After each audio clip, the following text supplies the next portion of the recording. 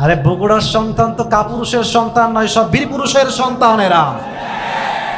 শহীদ জিয়ার মাটি, যিনি বাংলাদেশের একজন এমন নক্ষত্র ছিলেন, স্বাধীনতার ঘোষক ছিলেন তিনি এই দেশের জন্য জীবন দিয়ে, রক্ত দিয়ে, শহীদ মৃত্যু বরণ করে প্রমাণ করেছেন বগুড়ার সন্তান জীবন দিতে প্রস্তুত থাকে, বাতিলের সামনে মাথা নত প্রস্তুত থাকে না।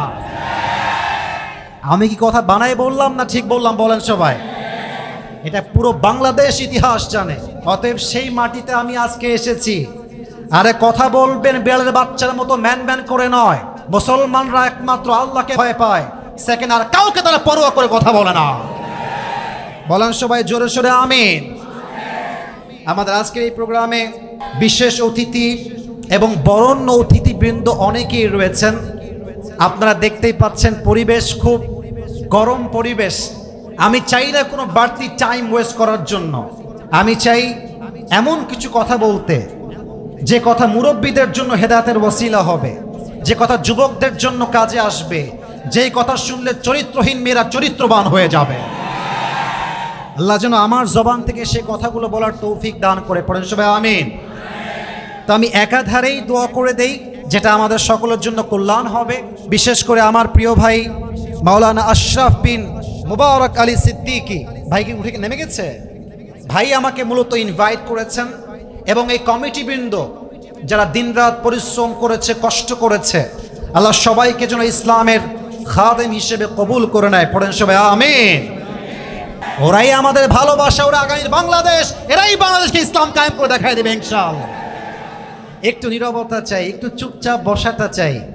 আবার কবে দেখা হবে একমাত্র আল্লাহ ছাড়া কেউ আমরা জানি না। আর আমি একটা কথা বলতে চাই, অনলাইনে যা দেখা যায় বাস্তবে কিন্তু তা হয় না। মাঝে মাঝে বাস্তবে যা হয় অনলাইনে তা দেখানো হয় না যুবক ভাইরা। এজন্য আমি সবসময় বলি, তা দেখবেন যা দেখানো হয় না, তা দেখবেন না যা আসলে দেখাতে চায় বাট বাস্তবে তার কোনো অস্তিত্ব নাই যুবক ভাইরা, ঠিক কিনা বলো? আমাদের নামে বদনামকারী রয়েছে, আমাদের সমালোচক রয়েছে। আমি একটা কথা শুধু ডিক্লেয়ার করতে চাই, আমি আসিফ যদি ইললজিক্যাল কোনো কথা বলি, কোরআন এবং হাদিসের বাহিরে কোনো কথা বলি, যে কোনো ব্যক্তি দাঁড়িয়ে প্রতিবাদ করতে পারে। I don't have any objection on it, আমার কোনো অভিযোগ নেই।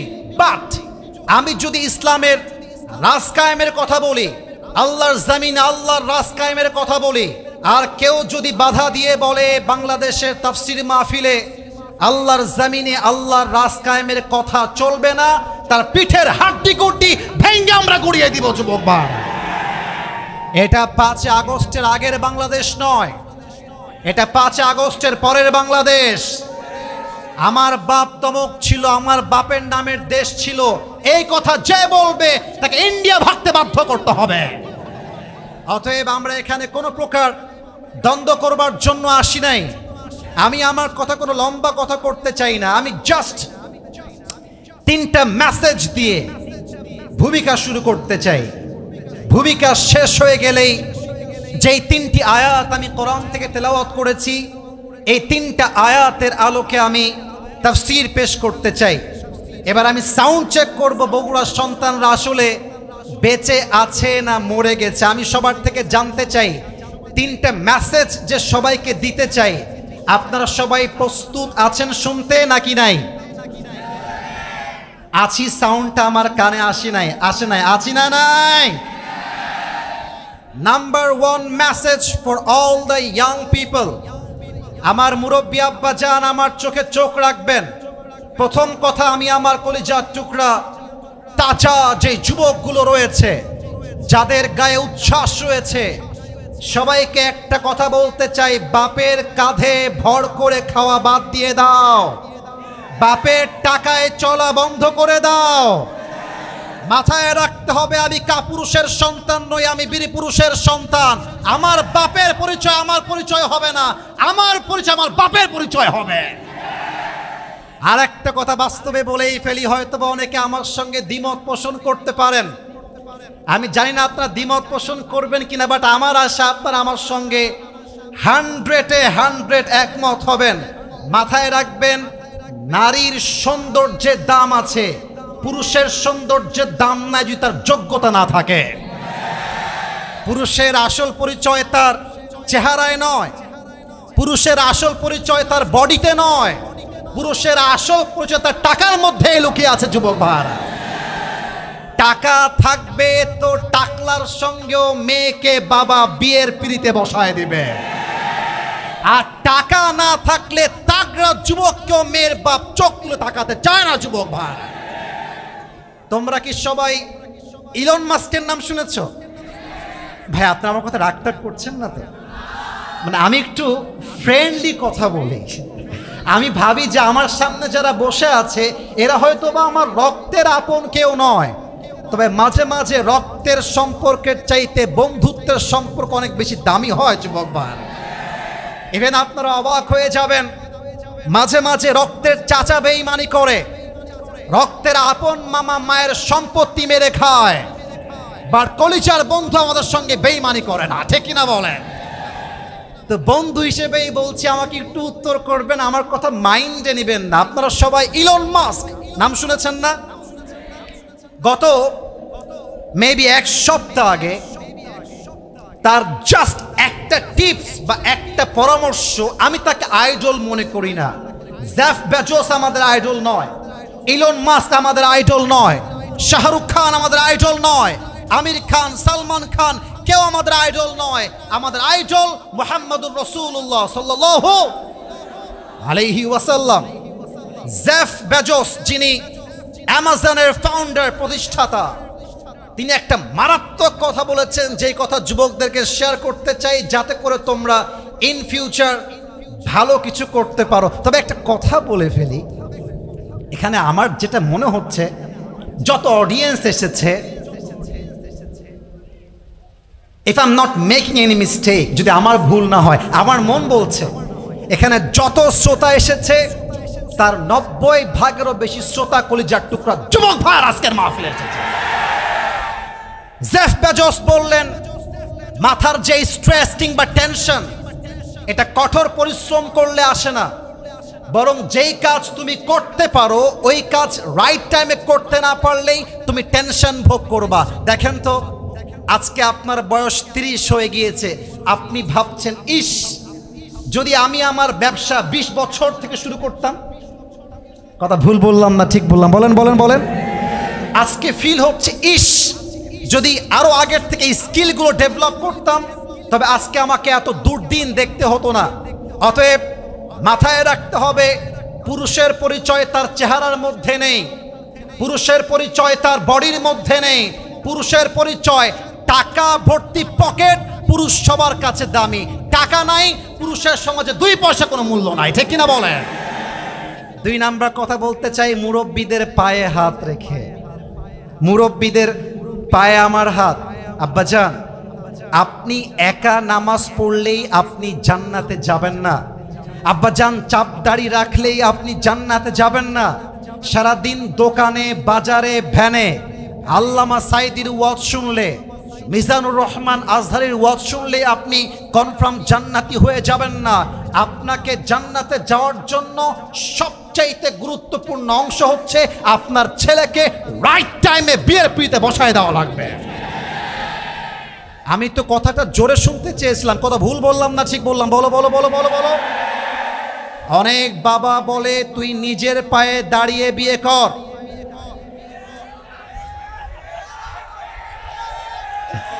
আব্বাজান, নিজের পায়ে দাঁড়াইতে দাঁড়াইতে যুবকের যৌবন যে নষ্ট হচ্ছে, এর প্রত্যেকটা দায়ভার কিয়ামতে আপনাকে বহন করতে হবে। আর একটা কথা বলতে চাই, রাস্তাঘাটে চলতেছো, মেয়ে পছন্দ হয়ে গিয়েছে বিয়ের জন্য, সোজা গিয়ে বিয়ের প্রস্তাব দিবা, কোনো ভয়ের কারণ নাই। এখন বলবেন, হুজুর আপনি কি এই মাহফিলে শুধু বিয়ের ওয়াজ করতে আসছেন? No no no no no, the time is coming, আমি তাফসীর করব। Let me give you an example. একটা উদাহরণ দিচ্ছি। রাস্তায় মেয়ে দেখেছো, হারাম প্রেমের জন্য নয়, হালাল বিয়ের জন্য প্রস্তাব দিবা। অপশন 2টা, হয় মেয়েটা অ্যাকসেপ্ট করবে, যদি অ্যাকসেপ্ট করে তাহলে তো মাশাআল্লাহ, শাদি মুবারক। আর যদি অ্যাকসেপ্ট না করে, কষ্ট পাওয়ার কোনো কারণ নাই, সে তোমাকে ছাকা দিয়ে একটা বিয়ে করবে। তুমি বেটা মরদ মানুষ, বেটা মানুষ, ও বিয়ে করবে একটা, তুমি 4টা বিয়ে করে দেখায় দেবা। পুরুষ মানুষের ছাগা খাওয়ার কোনো ওয়ে নাই। মেয়েদের জন্য একটা বিয়ে জায়েজ, পুরুষ মানুষের 4টা বিয়ে জায়েজ। ছাকা খাইলে মেয়েরা খাবে, আমাদের কোনো ওয়ে নাই যুবক ভাই। অনেক যুবক ফোন দিয়ে বলে, হুজুর আমি আত্মহত্যা করব, অমুক মেয়ে আমাকে ছেড়ে দিয়ে চলে গেছে, স্বামীর ঘরে সংসার করছে, একটা বাচ্চা হয়ে গিয়েছে। আরে বেটা, ও একটা বিয়ে করে একটা বাচ্চা পয়দা করছে, তুমি 4টা বিয়ে করবা, 4টা বইয়ের 4টা বাচ্চা পয়দা করবা, ঠিক কিনা বলে? আমি বলছি না 4টা বিয়ে করতে হবে, আমার কথা একটাই, চরিত্রহীন মেয়ের জন্য আমার ক্যারিয়ার নষ্ট হবে না। আমাকে আমার বাবার মুখ উজ্জ্বল করতে হবে, আমাকে আমার মায়ের মুখ উজ্জ্বল করতে হবে। আমার বউ তো সে হবে না যে টিকটক করে বেড়ায়, আমার বউ তো সে হবে যে উলঙ্গ হয়ে রাস্তাঘাটে নেচে বেড়ায়। আমার বউ হবে সেই বউ যে ফাতেমার চরিত্রবান হবে, ঠিক কিনা বলে? 3 নাম্বার মেসেজটা দিয়ে আমি আমার তাফসীর পেশ করতে চাই। বলেন তো সবাই, আজকে কয় তারিখ? মাশাআল্লাহ মাশাআল্লাহ। আপনারা খেয়াল করেছেন কিনা এটা আমি জানি না, তবে 5 আগস্টের পূর্বে আমি নিজের চোখে দেখেছি, এখানে আমার মুরব্বীরা হয়তো বা এই বিষয়ে আমার সঙ্গে একমত পোষণ করবেন, তাফসীর মাহফিল করতে গেলেই পুলিশের পারমিশন নেওয়া লাগতো। আচ্ছা, আমি কি ভুল বললাম না ঠিক বললাম? বলেন আপনারা সবাই। ডিসির দরবারে যাও, মেয়রের দরবারে যাও, আবার লিস্ট দেওয়া হতো অমুক অমুক কথা বলা যাবে না। আজকে এই দেখেন, যুবক ভাইরা, মুরব্বীরা, মিডিয়ার ভাইরা, এই কথাটা আপনারা, অনেক মিডিয়ার ভাইরা আসছে তাই না? আজকে অনেকে আসছেন, সবাইকে বলবো আপনারা এই বগুড়ার মাটির এই কথাটা কাট দিয়ে পুরো বাংলাদেশ দেখাবেন। আমি আবরারুল হক আসিফ আজ 1 সেপ্টেম্বর বগুড়ার শিবগঞ্জের ইউনাইটেড কলেজ ডিগ্রি কলেজের মাঠে ওয়াজ করছি। আমার ওয়াজে, আমার তাফসীরে কারো যদি দ্বিমত থাকে, কারো যদি বাধা দেওয়ার শক্তি থাকে, আসেন আমার মাইকটা আপনাকে ছেড়ে দিলাম, আপনি কেড়ে দেখান। আপনি যদি কাটতে আসেন, খোদার কসম করে বলছি আপনার 14 গোষ্ঠীর বংশ হয়ে যাবে বগুড়া। আমি বাংলার মানুষের জন্য একটা মেসেজ দিয়ে আমার তাফসীরে ফিরতে চাই। এবার যে বাংলাদেশে ইসলামের রাজ কায়েম করার সুযোগ এসেছে, আগামী 12 বছরে আসবে কিনা সন্দেহ রয়েছে। আমরা একটা কথা বলতে চাই, আগামীর বাংলাদেশে আমরা কোনো নারীকে প্রধানমন্ত্রী হিসেবে দেখতে চাই না। আর একটু জোরে বলেন, আর একটু জোরে বলেন সবাই। 2 নাম্বার দাবির কথা বলে শেষ করতে চাই। আগামীর বাংলাদেশ, এমন এক প্রধানমন্ত্রী আমাদের বাংলাদেশে হবে, যেই প্রধানমন্ত্রী পার্লামেন্টে দাঁড়িয়ে বাংলার পক্ষে যেমন কথা বলবে, সেই প্রধানমন্ত্রীর যোগ্যতা এতটা হাই হবে, সেই প্রধানমন্ত্রী চাইলে জাতীয় মসজিদ বাইতুল মুকাররমে দাঁড়িয়ে জুমার খুতবা দেওয়ার যোগ্যতাও রাখবে বগুড়ার ভাইরা। জাতীয় মসজিদ বাইতুল মুকাররমের জুমার খতিব যদি হয় দেশের প্রেসিডেন্ট, সেই দেশে কি আর সুদ থাকবে? এত আস্তে কোন কেন? সুদ থাকবে, ঘুষ থাকবে। আমরা বিএনপি বুঝি না, জামাত ইসলাম বুঝি না, জাতীয় পার্টি বুঝি না, চরমনায় বুঝি না, হেফাজত বুঝি না। আমরা চাই ঐক্যতা। যারা ইসলামের পক্ষে, আমাদের জীবন দিয়ে, রক্ত দিয়ে তাদের পক্ষে আমরা অবস্থান গ্রহণ করবো, ঠিক কিনা বলেন? সর্বশেষ একটা কথা বলতে চাই। আল্লামা সাঈদী হুজুর নাম শুনছেন? একটা ছোট্ট দোয়া করে দেই, আপনারা শুধু আমিন বলবেন, তাতে আমি খুশি হব। আল্লাহ আমাদের সকলের প্রিয় হুজুর আল্লামা সাঈদী হুজুরকে জান্নাতুল ফেরদাউসের মেহমান হিসেবে কবুল করুন। আমিন, তাতে ভালোবাসা খুব বেশি একটা প্রকাশ পায় না। আরেকবার বলবেন আমিন, আরেকবার বলবেন আমিন। উনি বলে গিয়েছিলেন, এই দেশ যদি আপনারা শান্তিপূর্ণ করতে চান, শান্তিপূর্ণ করতে চাইলে একটা কিতাব দিয়ে পার্লামেন্ট চলবে। কিতাবটার নাম? আচ্ছা ভাইজান, এই যে তোমার নাম কি বাবু? দাঁড়াও তো একটু, ধমক দিব না, তুমি দাঁড়াও, কোনো ধমক নাই। তোমার নাম কি? মুসা। মাশাআল্লাহ, তুমি দাঁড়িয়ে থাকবা, ওকে দেখা যায়? এটা কথা না বললে বুঝবো কেমন করে, দেখা যায় ওকে? ওকে যদি আমি এখন ডাক দিয়ে একটা দাও দিয়ে কোপ দিয়ে ডান পা কেটে দিই, আপনারা আমাকে ছাড় দিবেন? ছাড় দিবেন না। আপনারা কি করবেন? আপনারা আমাকে জেলে ভরে দিবেন, আমার নামে মামলা হবে। ছোট্ট একটা কথা বলে শেষ করব। মামলা হওয়ার পরে আমাকে আদালতে ডাকা হলো, আসিফ হুজুর কি ব্যাপার, অস্ত ভালোই করেন, কিন্তু আপনি কেমনে ঠ্যাংটা কাটলেন রে ভাই? তাই বললাম আমার রাগ উঠে গেছিল, ঠ্যাং কেটে ফেলেছি। তো বাংলাদেশের যেই সুপ্রিম কোর্ট কিংবা আইনের যেই নিয়ম আছে, সেই নিয়মে আমার শাস্তি হলো 10 লক্ষ টাকা আর 1 বছরের জেল। বগুড়া ভাইদের বুদ্ধি চেক করতে চাই, বুদ্ধি আসলে আপনাদের কত বেশি, দেখা যাক আপনারা উত্তর করতে পারেন কিনা। আচ্ছা, আলু যে 5 কেজি নিয়েছেন, আলু যে 5 কেজি আছে, মরিচ যে 5 কেজি আছে, এটা বোঝার জন্য কি লাগে? রাইট আনসার, কি পাল্লা? এখন আমার বিচারটা সঠিক মাপে হলো কিনা এটা বোঝার জন্য একটা কাজ করেন, দাড়িপাল্লা নিয়ে আসেন, ওর ডান পা যে কাটছি দাড়িপাল্লার ডান দিকে দেন, 10 লাখ টাকা জরিমানা, 1 বছরের জেল বাম পাল্লায় দেন।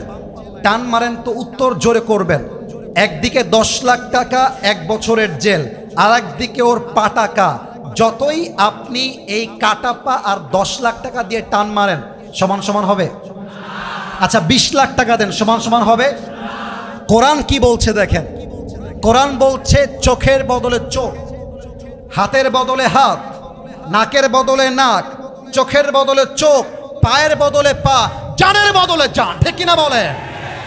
এবার ওর ডান পা আমি কেটে দিয়েছি, আপনি আইন করে আমার ডান পা কেটে দেন। দাড়িপাল্লার ডান দিকে ওর ডান পা দেন, দাড়িপাল্লার বাম দিকে আমার ডান পা দেন। এবার টান দেন, দেখবেন দুইটা সমান সমান হয়ে গিয়েছে। ওয়ামান হাকামা বিহি আদালা। আর আল্লাহর জমিনে ইনসাফ কায়েম করতে চাইলে পাশ্চাত্যের আইন দিয়ে চলবে না। আল্লাহর জমিনে ইনসাফ কায়েম করতে হলে আল্লাহর কোরআন দিয়ে রাজ কায়েম করতে হবে, ঠিক কিনা বলে? আল্লাহ সেই বাংলাদেশ গড়ার তৌফিক দান করুক, পড়েন সবাই আমিন। আপনাদের বউ আছে কার কার, একটু হাত তুলেন তো। বউ আছে, বউ আছে। ওরে সর্বনাশ, ওরে সর্বনাশ, হাত নামান। এবার হতভাগা যারা, যাদের বউটাও কেউ নাই, তারা হাত তোলো সবাই। ইন্না লিল্লাহ। স্যার কোথায় আপনারা সবাই, কোথায়? দেখেন তোমাদের বউ নাই? আরে আরে, যার বউ নাই তার জীবনে কিছু নাই যুবক ভাইরা, ঠিক কিনা বলো? আল্লাহ সবাইকে দিনদার নেককার বউ দিয়ে দিক, পড়েন সবাই আমিন। 3টা তাকবীর দিয়ে আয়াতে ফিরে যেতে চাই। প্রথম তাকবীর দিবেন বিবাহিত ভাইরা। It's time for the married people. বিবাহিত ভাইরা একটা কাশি মারান দেখি। এ কাশিতে জোর নাই রে ভাই, মিডিয়ায় রেকর্ড হচ্ছে, কোটি কোটি মানুষ দেখবে। বিবাহিত ভাইরা আরেকবার কাশি দেন। দেখা যাক বিবাহিত ভাইদের গায়ের জোর কত বেশি বগুড়ার শিবগঞ্জের মাটিতে।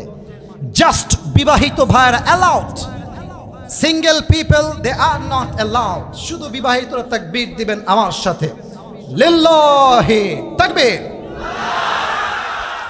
এই সাউন্ড ভালো আছে। আজকে মনে হয় সিঙ্গেলরা হেরে যাবে। এবার সিঙ্গেলদের পালা, সিঙ্গেলরা কাশি দেওয়া। নাম্বার আপনারাই দিবেন, দেখা যাক কারা জিতে। সিঙ্গেল ভাইরা, বিবাহিত ভাইরা চুপচাপ। It's time for the single people. Single ভাইরা নারে তাকবীর। বিবাহিত ভাইরা আমাকে মাফ করে দিন, একটুর জন্য আপনারা হেরে গিয়েছেন। আজকে বিজয়ের মালা সিঙ্গেলদের গলায় পরিয়ে দেওয়া হলো, ঠিক কিনা বলে? এবার আর কোনো ভাগাভাগি নাই, সবাই মিলে তাকবীর হবে, তাফসীর শুরু হবে। সবাই একটা কাশি দেন, এমন কাশি দিবেন মাঠ সহ, আমি সহ স্টেজ ভেঙে নিচে পড়ে যাব। দেখা যাক কাশি দেওয়া হোক। বগুড়ার সন্তান যে বীর পুরুষের সন্তান, তার প্রমাণ দেওয়ার টাইম এসেছে। লিল্লাহি তাকবীর। আল কোরআনের আলো, আল হাদিসের আলো, কোরআন হাদিস যেখানে, আলেম ওলামা যেখানে, বগুড়াবাসী যেখানে। ছোট্ট একটা গিফট নিয়ে আসছি, আপনারা নেবেন? আমি আমার নিজের একটা আতর নিয়ে আসছি। আমার সিজনের প্রথম মাহফিল আজ দিয়ে বগুড়া দিয়ে শুরু হয়েছে। এই আতরটা আমি যে কাউকে গিফট করতে পারি, শর্ত একটা আমি সামনে রাখলাম আপনাদেরকে আকর্ষণ করার জন্য। 3টা আয়াত তেলাওয়াত করেছি। 3টা আয়াতের ভিত্তিতে আজকে তাফসীরকে আমি as much as I can, যতটুকু আমি পারি, I will try my best level to represent all this ayah from Quran. আমি আমার জায়গা থেকে সর্বোচ্চ চেষ্টা করব। প্রথম আয়াত আমি তেলাওয়াত করেছি সূরাতুল বাকারা 286। আমার audience, they have to be active, উত্তর করতে হবে। সূরা বাকারা আয়াত নাম্বার 200। এই আয়াত একটু জোরে বলবেন, 286 বলুন সবাই, 200। লেটস রিপিট এগেন, আবারও 200। আর একটা আয়াত তেলাওয়াত করেছি সূরাতুত তাওবাহ, বলেন সবাই সূরাটার নাম কি? পারা নাম্বার 10, বলেন সবাই পারা নাম্বার, আয়াত নং 51 তথা 51। আয়াত নাম্বার কত? 3 নাম্বার আয়াত হচ্ছে সূরাতুজ জুমার, পারা নাম্বার 24, বলেন সবাই কয় নাম্বার পারা? আয়াত নাম্বার 53। আয়াত নাম্বার, আওয়াজ পায় না, আয়াত নাম্বার। প্রথম আয়াত 286, দ্বিতীয় আয়াত 51, তৃতীয় আয়াত 53। তাহলে শুরু করি আমরা তাফসীর। যুবক ভাইয়েরা, কেউ মোবাইলে হাত দিবেন না। মোবাইলে হাত দিলে আমি আসিফের সঙ্গে নয়, তাফসীর মাহফিলের সঙ্গে বেঈমানি করা হবে। আমি তাফসীর শুরু করছি আল্লাহর কোরআন থেকে। আউযু বিল্লাহি মিনাশ শাইতানির রাজীম। বিসমিল্লাহির রহমানির রহিম। لا يكلف الله نفسا إلا وسعها. This is the ayah. Allah says in this ayah, Allah subhanahu wa ta'ala doesn't test anybody beyond their strength. Allah বলছেন, আমি কখনো আমার বান্দাকে সাধ্যের বাহিরে কোনো বোঝা চাপিয়ে দেই না। সুবহানাল্লাহ পড়বেন না আপনারা সবাই? আচ্ছা, আমার তো মনে হয় আমার সামনে যত লোক বসে আছে, আমি সহ আমরা সবাই মনে হয়, যদি ঠিক বলি জোরে বলবেন, ঠিক না হয় বেঠিক বলবেন। আমার মনে হয় এখানে 99% শ্রোতা আমরা সবাই মধ্যবিত্ত পরিবারের সন্তান। আমি আমার একটা ওয়াজে বলেছিলাম যে মধ্যবিত্ত পরিবারের সন্তান মানেই একটা ব্র্যান্ড। আমাদেরকে ডাউল ভাত দিবেন খাবো, গোস্ত দিবেন খাবো, কিছুই দিবেন না, জাস্ট ভাত দিবেন, মরিচ পেঁয়াজ দিয়ে পান্তা ভাতও আমরা খেতে পারবো, ঠিক কিনা বলে? পৃথিবীর যত ইতিহাস হয়েছে, বড়লোকের ব্রয়লার মুরগিরা বেশি ইতিহাস করতে পারে নাই, বেশিরভাগ ইতিহাস করেছে মধ্যবিত্ত পরিবারের সন্তানেরা, ঠিক কিনা? আল্লাহ বলছেন, বান্দা শোনো শোনো, তোমার জীবনে যতই কষ্ট আসুক না কেন, যতই দুঃখ আসুক না কেন, প্রত্যেকটা দুঃখ কষ্ট সহ্য করার ক্ষমতা তোমাকে দিয়েছে একজন। আওয়াজ দিয়ে বলেন সবাই, তিনি কে? এবার আমি হাদিস থেকে উদাহরণ দিতে চাই, তবে কিছু প্রশ্ন করছি, দেখা যাক বগুড়ার সন্তানরা উত্তর করতে পারে কিনা। আমি বলবো আর ইউ রেডি, আপনারা বলবেন yes. Are you ready? Are you ready? বলেন তো, আমার নবীজির একমাত্র কলিজার টুকরা মেয়ের নাম? মাশাআল্লাহ মাশাআল্লাহ, অ্যাপ্রিশিয়েটেড। আর একবার, নবীর সবচেয়ে কাছের, মায়ার, ভালোবাসার, আদরের, সবচাইতে কলিজার টুকরা সন্তান, সেই মেয়েটার নাম কি? ফাতেমার স্বামীর নাম? আওয়াজ কমে গেল, কোন স্বামীর নাম? লাস্ট প্রশ্ন, তাদের ফ্রম দেয়ার ফ্যামিলি, তাদের পরিবার থেকে, তাদের এই সিলসিলার থেকে 2 জন পুত্র সন্তান হয়েছিল। পুত্র সন্তান 2 জনের নাম কি কি বলেন তো? বলেন সবাই মারহাবা। হাসান এবং হুসাইন রাদিয়াল্লাহু তাআলা আনহুমা। আপনারা মুরব্বীরা এসেছেন, আপনাদেরকে দেখলে আমি বড্ড আবেগী হয়ে যাই। আমি আমার দাদার অস্তিত্ব কেমন ছিল, আমার দাদা দেখতে কেমন ছিল, আমি কিছুই জানি না, কোনো ছবিও আমাদের কাছে নাই। তা আমার সামনে মুরব্বি দেখলে আমার কলিজা ঠান্ডা হয়ে যায়। আমার মনে হয় আমার দাদা আমার সামনে বসে বসে আমার ওয়াজ শুনছে। আজকে দাদা বেঁচে থাকলে হয়তো বা কলিজাটা ঠান্ডা হয়ে যেত যে আমার নাতি আছে কোরআন থেকে এত হাজার মানুষের সামনে তাফসীর পেশ করছে, আমার দাদা বেঁচে নাই। আপনারাই আমার দাদা। নবীর সঙ্গে হাসান আর হোসাইনের সম্পর্ক এত মধুর ছিল, বলার কোনো ভাষা নাই। আচ্ছা, বাচ্চাদেরকে মাঝে মাঝে আপনারা কেউ আমার চেহারা দেখবেন না, আমার দুই হাত দেখেন, আপনার শুধু নামটা বলবেন যে এই পজিশনটার নাম কি। দেখবেন মাঝে মাঝে বাচ্চাদেরকে আমরা এইরকম ভাবে কাঁধে নিয়ে ঘুরে বেড়াই। এটাকে কি ঘোড়া বলে? ঘোড়া। বলেন সবাই কি বলে? একদিন নবীজি ঘোড়ার মতো এইভাবে আছেন। এখানে জায়গাটা শর্ট তো আমি বুঝাইতে পারতেছি না, কিছু দেখা যায় তো, দেখা যায় না, এভাবে দুই হাত সামনে দিয়েছে, ঘোড়ার মতো হয়ে আছে। হাসান সামনে, হোসাইন পেছনে নিয়ে ঘরের মধ্যে এমনি এমনি ঘুরতেছে। এক সাহাবী আসছে ঘরের মধ্যে, ইসমুহু জাবের, ডাক দিয়ে বলছে, ইয়া রাসূলুল্লাহ, ইয়া হাবিবাল্লাহ, হাসান আর হোসাইনের কপাল কত ভালো, কার ঘোড়ায় তারা উঠেছে, কত কপাল ভালো। নবীজি বলছে, আরে বেটা, কার কপাল ভালো? কপাল তো আমার ভালো, আমার পিঠে জান্নাতের সমস্ত যুবকদের সর্দার হাসান আর হোসাইন বসে আছে। সুবহানাল্লাহ পড়েন।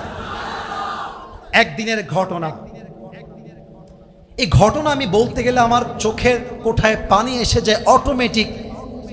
আমি জানি না, আমি চোখের পানি আটকায় রাখতেই পারি না। হোসাইনকে আল্লাহর হাবিব কোলে তুলে আছেন আর ফাতেমা ডান দিকে বসে আছেন। কেউ যদি ওয়াজের মাঝখান থেকে ডানে বাম থেকে উঠে যায়, তার লুঙ্গি টান দিয়ে ধরে বসায় দেওয়া লাগবে।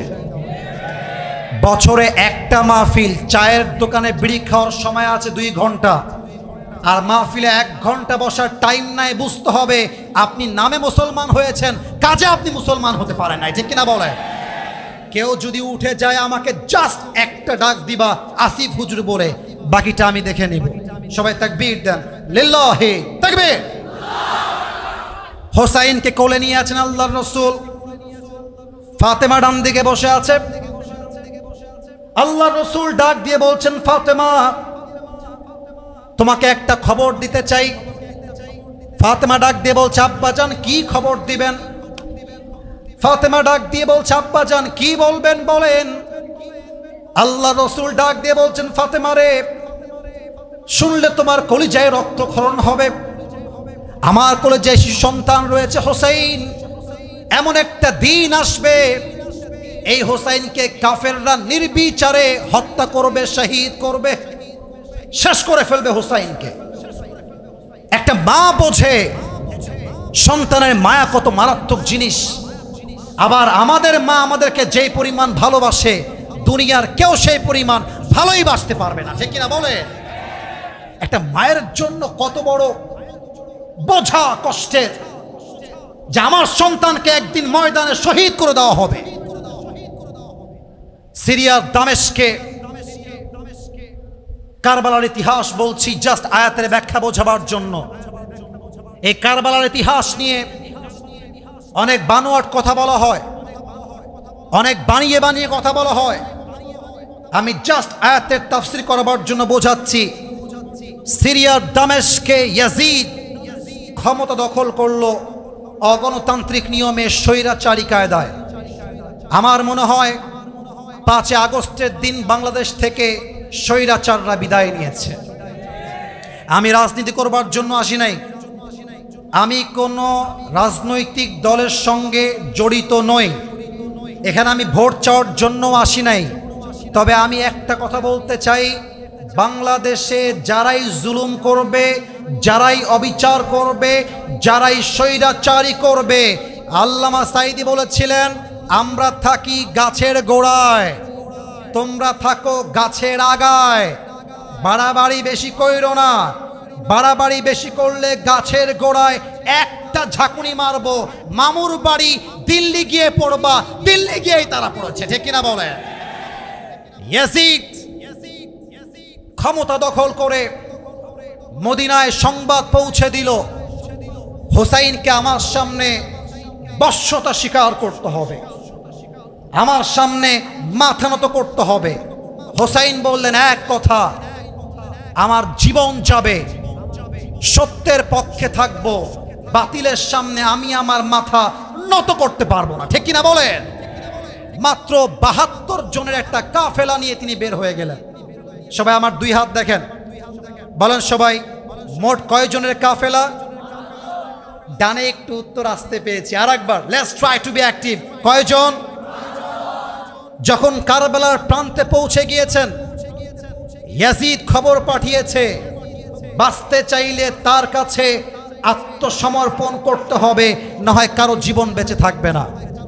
হোসাইন রাদিয়াল্লাহু তাআলা আনহু ফজরের নামাজের পরে সংবাদ পৌঁছে দিলেন, তোমরা যদি বাঁচতে চাও, তোমাদের জীবন যদি বাঁচাতে চাও, আমার সঙ্গে যুদ্ধের কোনো প্রয়োজন নাই, তোমরা বাসায় ফিরে যাও। হয়তো ইয়াজিদ আমাকে হত্যা করবে, আজকে আমার জীবনের শেষ দিন হতে পারে। মদিনার আহলে বায়েত যারা, তারা ডাক দিয়ে বলছে, হে হুসাইন, যদি আমাদের জীবন দিতে হয় জীবন দিব, তবু আপনাকে এখানে একা রেখে আমরা বাসায় ফিরে যেতে পারবো না। সঙ্গে সঙ্গে ইয়াজিদ 6000 সৈন্য পাঠিয়ে দিয়েছে কারবালার প্রান্তে।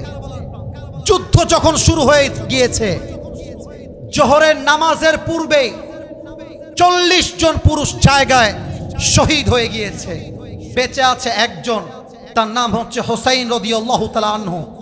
আচ্ছা প্রিয় ভাইরা, এটা আমার হাতের ডান দিক না বাম দিক বলেন তো? Right answer. আর একবার, এটা আমার হাতের ডান দিক না বাম দিক? এটা আমার হাতের ডান দিক না বাম দিক? ডানে যুদ্ধ চলছে। রাত বাজে 11:30, আমার ওঠা প্রায় 1 ঘন্টা হয়ে গিয়েছে। আপনারা কি বিরক্ত বোধ করছেন? আপনারা একটা কথা বলতে চাই সবাইকে জানাবার উদ্দেশ্যে, আমাদের ফ্রমে নিয়ম দেওয়া আছে যে সব জায়গায় গিয়ে 1 ঘন্টা ওয়াজ হবে। 1 ঘন্টায় ওয়াজ করা হয়। মিডিয়ার ভাইয়েরা আমার প্রায় জায়গায় সাক্ষী হিসেবে কাজ করবে। তো বগুড়ার মাটি এমন একটা জায়গা যেখানে আমি কখনো টাইমের হিসাব করি নাই। একমাত্র কারণ, সব জায়গায় টাইম দিয়ে নয়, মাঝে মাঝে ভালোবাসা দিয়েও তো হিসাব করতে হয়।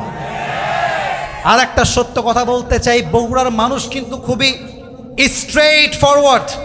ভালোবাসলে আই লাভ ইউ, না হয় তোমার গোনার কোনো টাইম আমার কাছে নাই। ঠিক কিনা বলেন?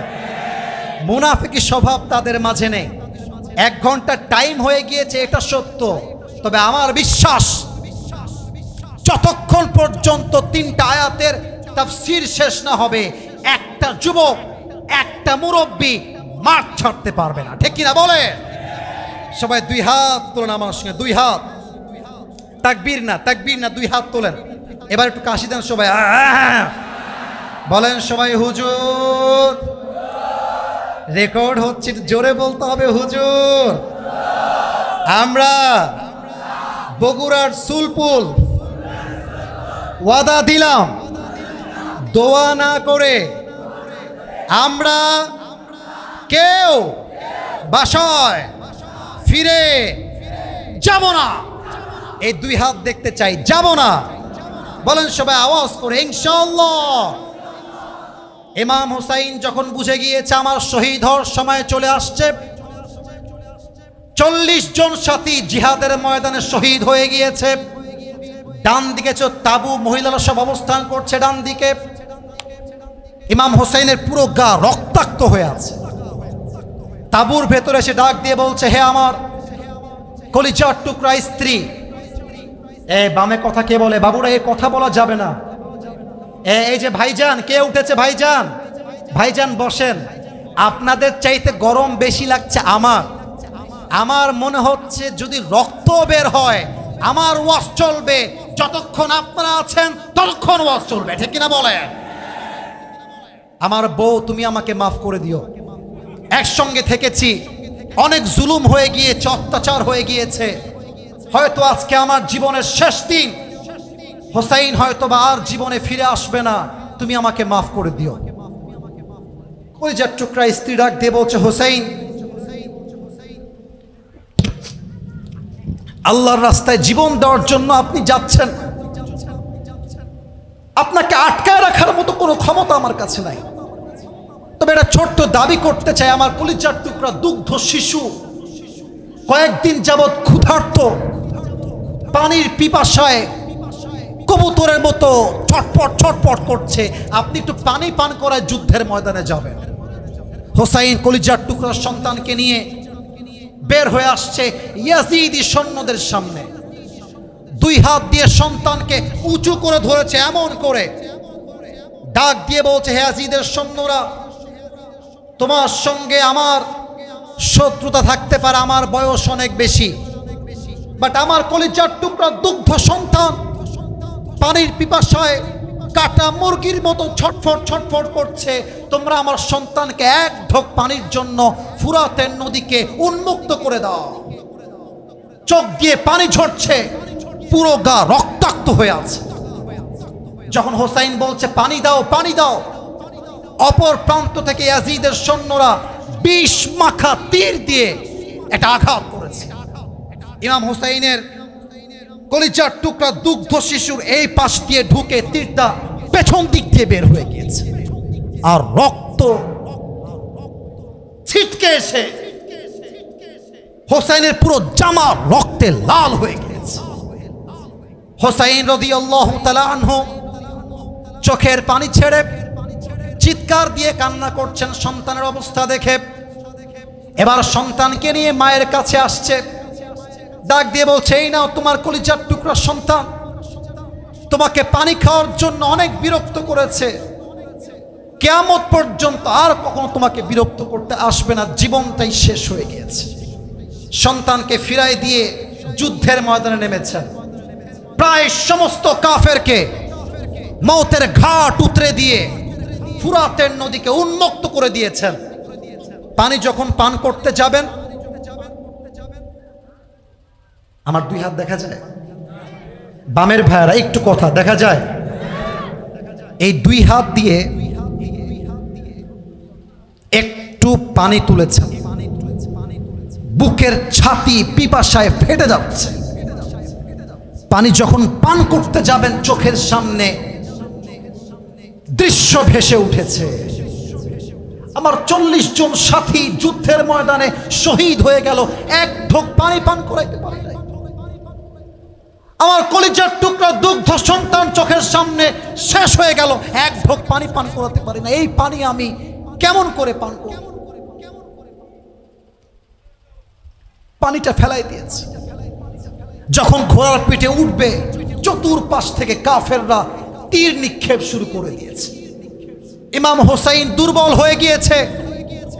আজ কলিজার টুকরা যুবক ভাইরা মেসির ইতিহাস জানে, রোনালদোকে চিনে, শাহরুখ খানকে চেনে, কিন্তু এরা জানে না হোসাইন তাদের আদর্শের জায়গা, রোনালদো আদর্শের জায়গা নয়। ঠিক কিনা বলেন সবাই আপনারা?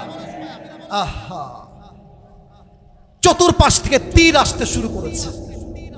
ইমাম হোসাইন চিৎকার দিয়ে বলছে, হে ইয়াজিদের সৈন্যরা,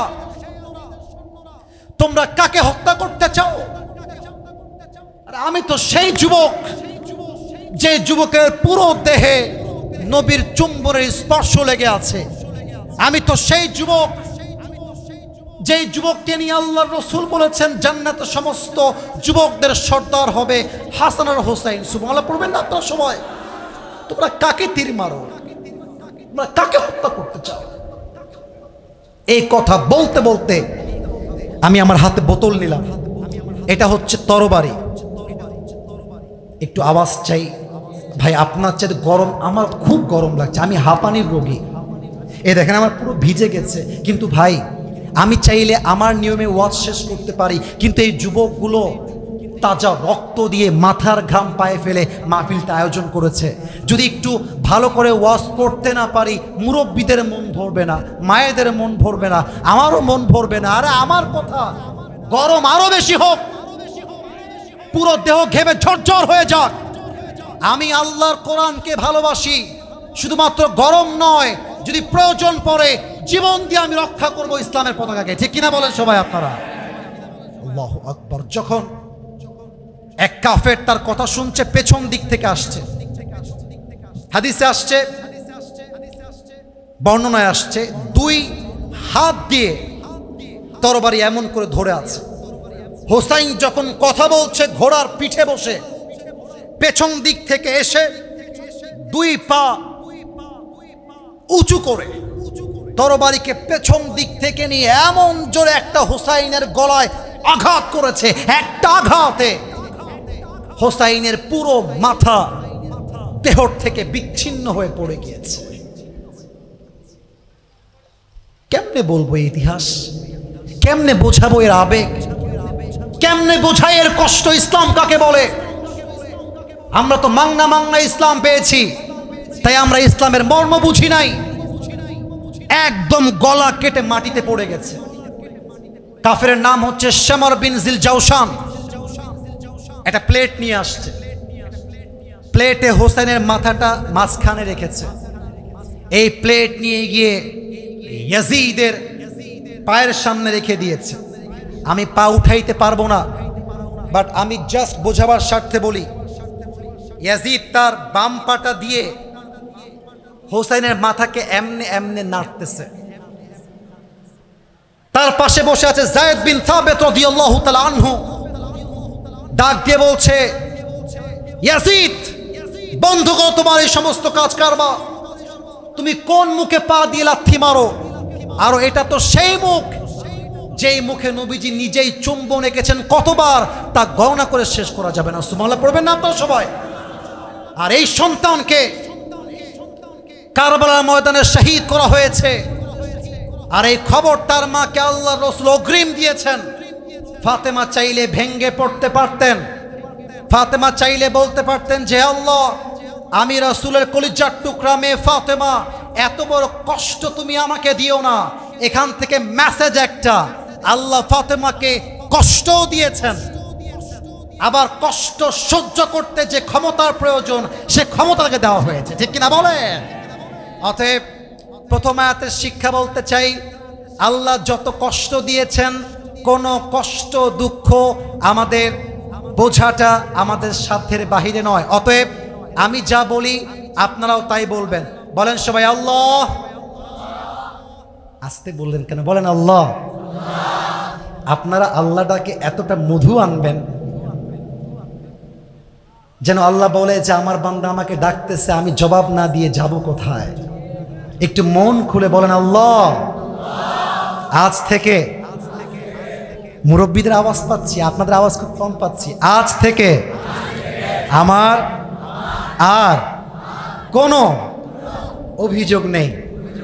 আমি একটু জোরে আমি আজ থেকে সুখে দুঃখে সব সময় পড়ব। এবার সবচেয়ে আওয়াজ দিয়ে পড়বেন আলহামদুলিল্লাহ। অতএব যে আতরটা পেতে চাও, এক নাম্বার মেসেজ মাথায় রাখবা, জীবনের যত দুঃখ কষ্ট আছে কোনো কষ্টই আমাদের সাধ্যের বাহিরে নয়। দুই নাম্বার আয়াতের তাফসির কি করা যায় নাকি যায় না? আমি জানি প্রচন্ড কষ্ট হচ্ছে, 12টার মধ্যেই শেষ হবে, ঠিক আছে ইনশাআল্লাহ? আমি বুঝি ভাই, আমি সবই বুঝি, আমি এই ফিল্ডে পুরাতন কেউ নয়।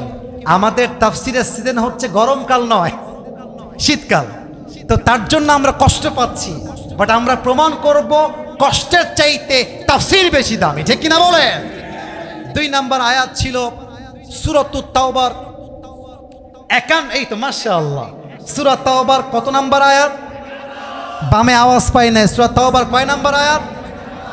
আল্লাহ বলছেন কুল লা ইউসিবানা ইল্লা মা কাতাবাল্লাহু লানা।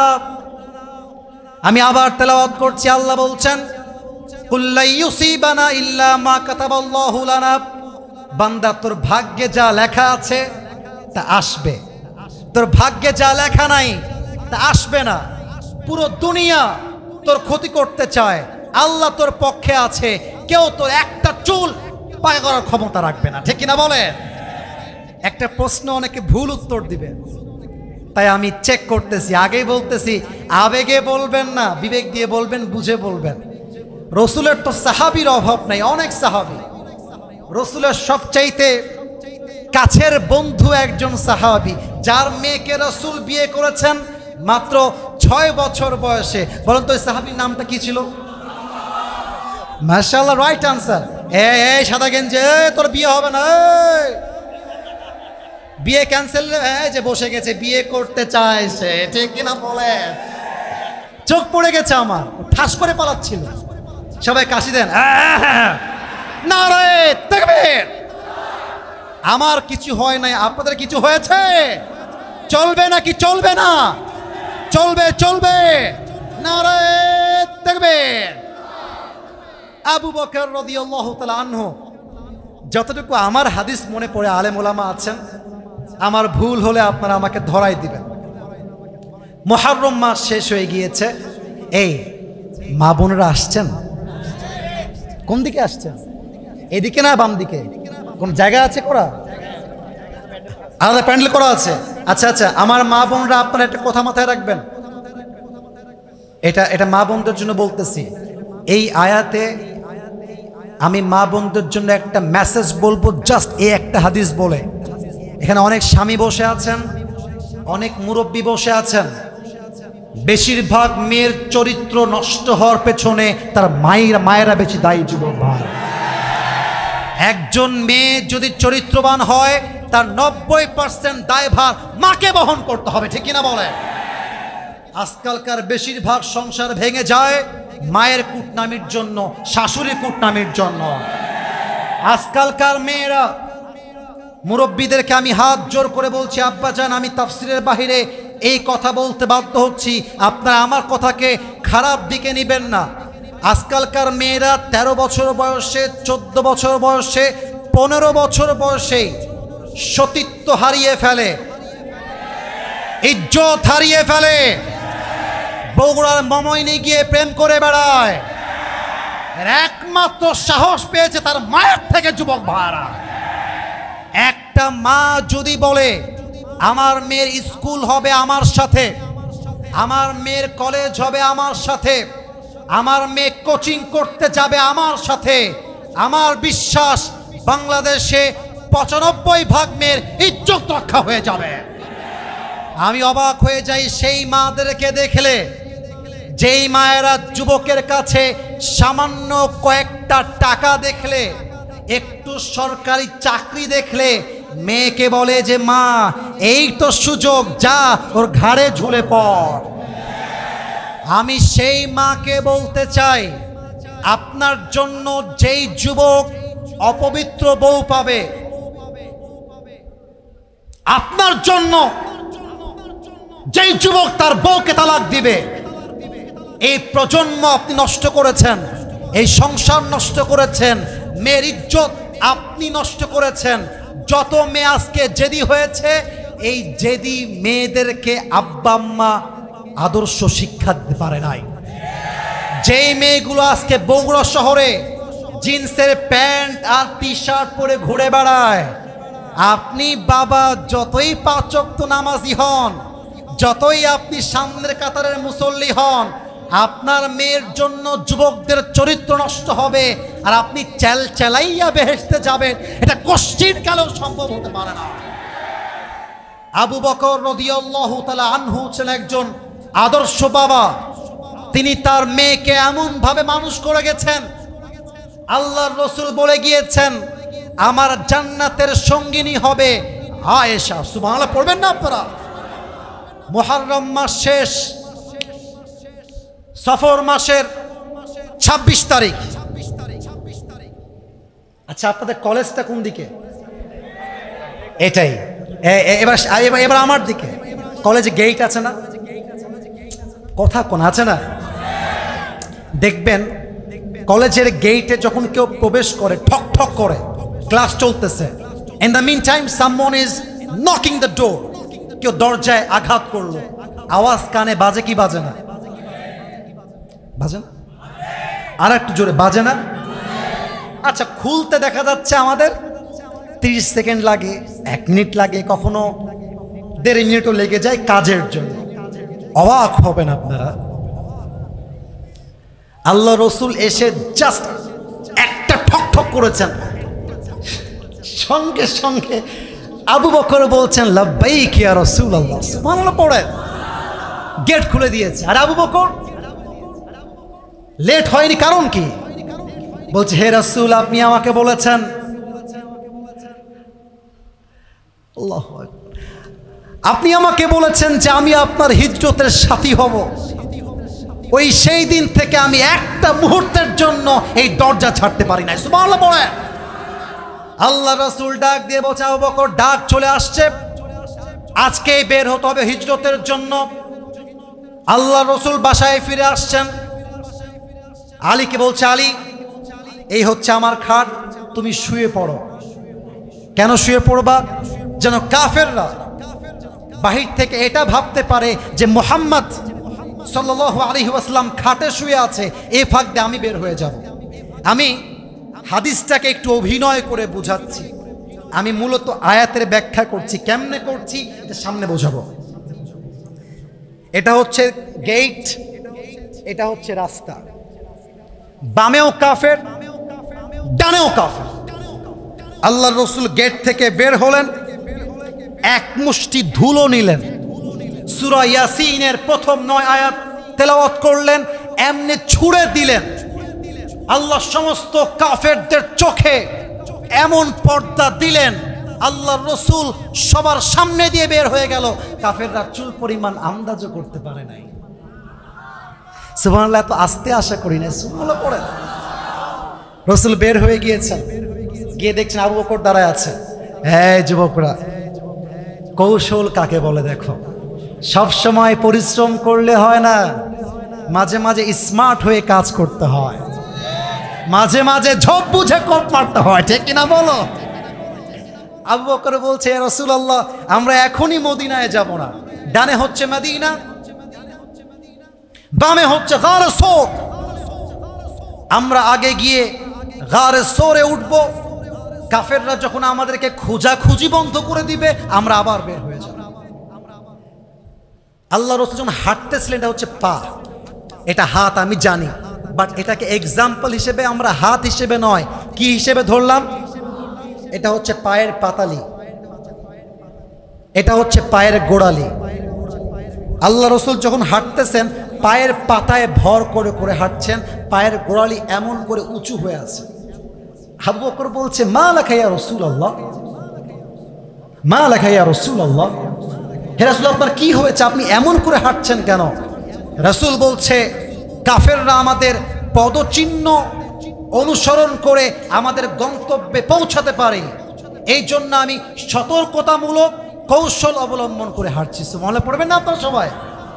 নবীজি হাঁটতেছেন, আবু বকর একবার সামনে যায়, একবার পেছনে যায়, একবার সামনে আর একবার পেছনে। মা লাকা ইয়া আবু বকর, এই আবু বকর কি সমস্যা তোমার? একবার সামনে আর একবার পেছনে, হোয়াটস ইউর প্রবলেম ম্যান, কি সমস্যা? আল্লাহু আকবার। আল্লাহ রাসূলের ভালোবাসা কাকে বলে? আল্লাহ রাসূল বলছেন, হে আল্লাহ রাসূলকে বলছেন, ইয়া রাসূলুল্লাহ আমি যখন সামনে থাকি মনে হয় কাফেররা পেছন দিক থেকে অ্যাটাক করবে, আমি যখন পেছনে থাকি আমার মনে হয় সামনে থেকে কাফেররা অ্যাটাক করবে। ফিদাকা আবি ওয়া উম্মি ওয়া কলবি ওয়া রূহি ইয়া রাসূলুল্লাহ, আপনার জন্য রক্ত দিব, জীবন দিব, বাট আমি বেঁচে থাকতে কাফেররা আপনাকে ক্ষতি করবে এটা আমি বরদাস্ত করতে পারবো না। আল্লাহু আকবার। হাঁটতে হাঁটতে পৌঁছে গিয়েছে গারে সোর, বিশাল বড় পাহাড়। তো পাহাড়গুলো কেমন হয় জানেন? এরকম উঠতে হয়, উঠে উঠে উঠে যেতে হয়, এরকম হয়। রাসূলের পা লাল হয়ে ফসকা পড়ে গেছে। বুঝে নেন বন্ধু কাকে বলে। আইফোন 16 প্রো ম্যাক্স থাকলেই বন্ধু হওয়া যায় না, R15 থাকলেই বন্ধু হওয়া যায় না, গার্লফ্রেন্ড পটাই দিলে বন্ধু হওয়া যায় না। আরে বন্ধু হবে সেই বন্ধু যে আমার খারাপ সময়ে হাত ধরে বলে, বন্ধু তোর কোনো টেনশন নাই, বাঁচি আর মরি তোর সঙ্গেই বাঁচবো, তোর সঙ্গে আমি মরবো। This is called real friendship. আবু বকরের বন্ধুত্ব কাকে বলে? বলছি, ইয়া রাসূলুল্লাহ আপনি থাকতে আমার কোনো কষ্ট হবে তা হবে না, আর আমি থাকতে আপনার কোনো কষ্ট আমি দেখব তা হবে না। আপনি আসেন, এই পুরো পাহাড় আমি আপনাকে আমার কোলে করে পৌঁছায় দিব। মনে পড়বেন? তো আমার দিকে সবাই, এই কোল মানে ঘাড়ে না, পা থাকবে এইখানে, হাত থাকবে এই কাঁধে এমন করে। আমি কি বুঝাইতে পেরেছি? মানে এই ঘাড়ে উঠবে তা নয়। দেখবেন মাঝে মাঝে হজ এবং ওমরার ফুটেজ আমাদের সামনে আসে। দেখবেন অনেক যুবক তার মাকে কাঁধে নিয়ে হজ করে বা তাওয়াফ করে, কিন্তু ঘাড়ে নয়। পা থাকে এইখানে, হাত থাকে এমন করে বাঁধা। রসুল ঘাড়ে উঠেছেন। আবু বকর হাঁটতে হাঁটতে গারে সোরের গুহার প্রবেশ পর্যন্ত পৌঁছে গিয়েছেন। আল্লাহ এত শক্তি দিয়েছে, আবু বকর একটা মুহূর্তের জন্য থেমে যায় না। এই হচ্ছে প্রবেশ পথ, ভেতরে হচ্ছে গুহা। এবার আসেন আয়াতের মূল ব্যাখ্যায় ফিরে যাই। আবু বকর ডাক দিয়ে বলছেন, ইয়া রাসূলুল্লাহ, ইয়া হাবিবাল্লাহ, আপনি বাহিরে দাঁড়ায় থাকবেন, গুহা আমি পরিষ্কার করে আপনাকে আবার ডাক দিব। ঢুকে গিয়েছে, সব পরিষ্কার করে রসুলকে ডাক দিয়েছেন। বলছেন, ইয়া রাসূলুল্লাহ, আপনি আমার কোলে ঘুমিয়ে যান। আবু বকর ভয়ে থরথর করে কাঁপছেন। আর আল্লাহ তাআলা কাফেরদের আসার পূর্বে প্রবেশ মুখে পুরোটাই মাকড়সার জাল দিয়ে ভরে দিয়েছেন। আর ওই প্রবেশ মুখে দুইটা কবুতর ডিম পেড়ে বসে আছে। এবার কাফেরদের যেই সর্দার ডাক দিয়ে বলছে, এই বেটা, তুই কই নিয়ে আসছস? এই জাল তো মুহাম্মদের জন্মের আগ থেকে আছে। এটা এমন একটা গুহা যেখানে মুহাম্মদ প্রবেশই করতে পারে না। চল, লেটস গো ব্যাক অ্যাগেন, আবার ফিরে যাই। আল্লাহ রসুল বলছে, আবু বকর, টেনশন করবা না, লা তাহজান ইন্নাল্লাহা মা'ানা, ভরসা হারিও না, টেনশন করো না, আমরা একা দুইজন নেই, আমাদের তৃতীয় সাথী আছে একজন। আওয়াজ দিয়ে বলেন সবাই, তিনি কে? বাস, কাফেররা সেখান থেকে ফিরে গেল। রসুলের এক চুল পরিমাণ ক্ষতি করতে পারে না। অতএব একটা ব্যাখ্যা করেই এই আয়াতকে শেষ করতে চাই। লাস্ট আয়াত বলেই দোয়া করব। প্রবাদ বাক্য আছে, শেষ ভালো যা। বগুড়াবাসী, লাস্ট বাক্য আপনারা বলবেন, শেষ ভালো যা। আগামীতে যখন আমরা ইসলামের রাজ কায়েমের কথা বলবো, আমাদের উপরেও হুমকি আসবে, ধামকি আসবে। আমাদের সকলের প্রিয় ডক্টর মিজানুর রহমান আজহারি হুজুর 2020 সালে যখন সেই সময়ের আওয়ামী শাসন চলছিল, আওয়ামী লীগের ধর্মমন্ত্রী বললেন সে জামাতের প্রোডাক্ট। তাকে বিভিন্ন মিথ্যা ব্লেম দিয়ে দেশ ছাড়তে বাধ্য করা হয়েছিল। উনি দেশ ছাড়ার পূর্বে তার অফিসিয়াল ভেরিফাইড পেজে একটা পোস্ট করে গিয়েছিলেন, কারো মন্তব্য আমার গন্তব্য ঠেকাতে পারবে না। তারা তখন তাকে বিদায় করেছিল, কিন্তু আজহারি কিচ্ছু বলেন নাই, নির্বিচারে জুলুম সহ্য করেছেন, মাতৃভূমি ত্যাগ করেছেন। কিন্তু আল্লাহ সময়ের চাকা ঘুরিয়ে দিয়েছেন। যারা তাকে 2020 সালে বাংলার মাটির থেকে বের করতে বাধ্য করেছিল, তারা আজকে ভারতে পালিয়ে গিয়েছে। আজহারি মালয়েশিয়ার থেকে বীর পুরুষের বেশে বিজয়ের বেশে বাংলাদেশে ফিরে এসেছে, ঠিক কিনা বলেন? আল্লামা সাইদি হুজুরকে তারা রাজাকারের ট্যাগ দিয়েছিল। আল্লামা সাইদি হুজুর তার সন্তানের জানাজায় এসে হাতে কোরআন নিয়ে বলেছেন, 1971 সালের রাজাকারের কোনো কাদা মাটি আমি সাইদির গায়ে লাগে নাই, লাগে নাই, লাগে নাই। আজ তিনি শহীদ হয়ে গিয়েছেন, তবে তিনি প্রমাণ করে গিয়েছেন যে আল্লাহর জমিনে আল্লাহর রাজ কায়েমের কথা বলে তারা জীবন দিতে পারে, রক্ত দিতে পারে, শহীদ হতে পারে, কিন্তু তারা বাতিলের সামনে তার মাথাকে নত করতে পারে না, ঠিক কিনা বলে? অতএব আমি আসিফ বলতে চাই, আগামীতে আবার জুলুম হবে, এই আয়াত মাথায় রাখবেন। সূরা তাওবার 51 নম্বর আয়াত, যদি আল্লাহ তোমার সঙ্গে থাকে, দুনিয়ার সমস্ত বেঈমানরা মিলে তোমার এক চুল পরিমাণ কোনো ক্ষতি করতে পারবে না। আর যদি আল্লাহ তোমাকে বিপদে ফেলতে চায়, কোনো বাপের ক্ষমতা নাই তোমাকে বাঁচাবার, ঠিক কিনা বলেন? সর্বশেষ আয়াতের তাফসীর করে, তাফসীর তো না, জাস্ট তরজমা বলে পুরস্কার দিয়ে দিব। সূরাতুজ জুমার কত নাম্বার আয়াত? মাশাআল্লাহ। আমি জাস্ট ট্রান্সলেট করব, তর্জমা। মুরব্বি মুরব্বি, একজন আব্বাজান, আচ্ছা আব্বাজানের মনে ওয়াশরুমের চাপ লেগেছে, আব্বাজান যাক, already time is going to over. এদিকে তাকান, সূরাতুজ জুমার আয়াত নাম্বার, আউযু বিল্লাহি মিনাশ শাইতানির রাজীম, قل يا عبادي الذين أسرفوا على أنفسهم لا تقنطوا من رحمة الله إن الله يغفر الذنوب جميعا إنه هو الغفور الرحيم. Allah says in this ayah, oh my worshipper, হে আমার বান্দারা, الذين أسرفوا على أنفسهم, যারা তাদের নফসের উপরে জুলুম করেছো, গুনাহ করেছো, জেনা করেছো, সুদ খেয়েছো, ঘুষ খেয়েছো, দাড়ি কামিয়েছো, লা তাকনাতু Mir রাহমাতিল্লাহ, never lose hope from the mercy of your Lord, রবের রহমত থেকে নিরাশ হয়ে যেও না। কোরআনের সবচেয়ে বেস্ট আয়াত হচ্ছে এইটা। মুফাসসিররা বলেছেন কোরআনে যত মোটিভেশনাল আয়াত আছে তার মাঝে শ্রেষ্ঠ আয়াত হচ্ছে এইটা, যার তরজমা আমি এখন করছি। যত গুনাহ হয়ে যাক, never be frustrated, don't be upset for it, হতাশ হয়ে যেও না, জাস্ট দুই হাতটা তওবার নিয়তে আল্লাহর কাছে তোলো। আল্লাহ বলছে, বান্দা তুই যখন তওবার জন্য দুই হাত তুলবি, তোর চোখের পানি তোর নাকের ডগায় আসার আগেই I will forgive all the sins of your entire life. আমি তোর জীবনের সমস্ত গুনাহ খাতা তোর চোখের পানি নাকের ডগায় আসার আগেই মাফ করে দেব।